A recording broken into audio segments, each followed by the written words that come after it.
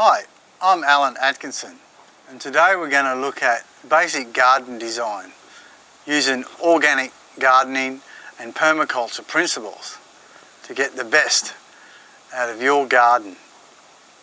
The reasons why we use these principles in planning is because we're trying to get as much production as we can for food, fruit and vegetables, medicine, flowers, a whole bunch of things that we need in a basic backyard garden. You can look at it like your own supermarket. Okay, let's start planning. Off we go. Things that we're going to be looking at in designing is aspect, wind, soil conditions, water availability, and some microclimates and macroclimates on sun and shade variability.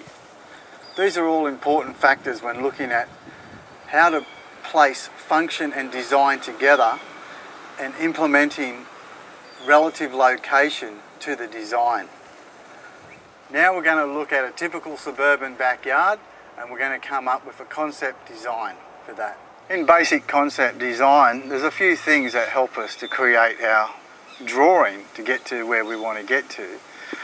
Things that are handy are a compass, pencil, a scaled ruler, and a lot of common sense. A bit of paper, about an A3 is ideal. I find it easier because then you can sketch a lot of information on a larger bit of paper than you would on an A4. So one of the first steps is you draw an outline of your property, place the compass on the drawing, flat position, work out where north is and place north next to the property so you know where your orientation is of your land. This will give you an understanding of the winter solstice and the summertime variations of light and shade on your property. Some of the key elements that we look at in our drawing is where the kitchen is in relocation to the lawn area, to the veranda, entertainment, access into the driveway, footpaths facing north. So around the perimeter here we can see that there's some really large palms.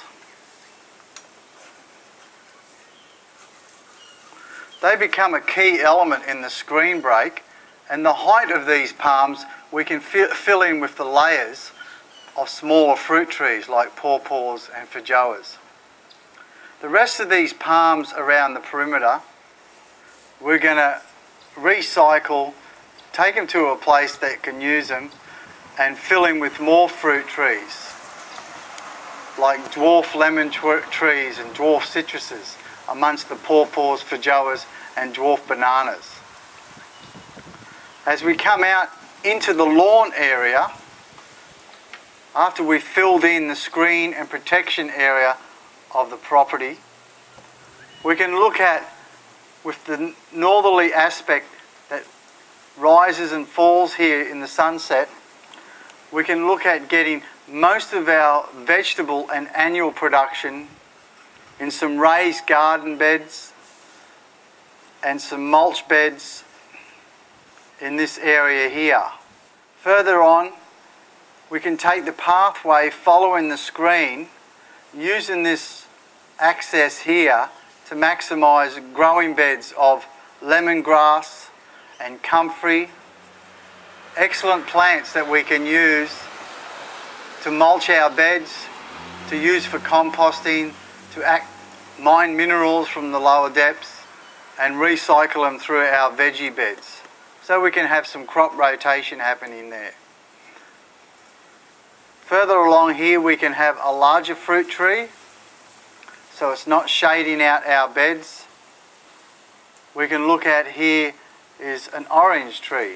Again, looking at the elements closer to function, we get a lot of waste coming out of these vegetable gardens.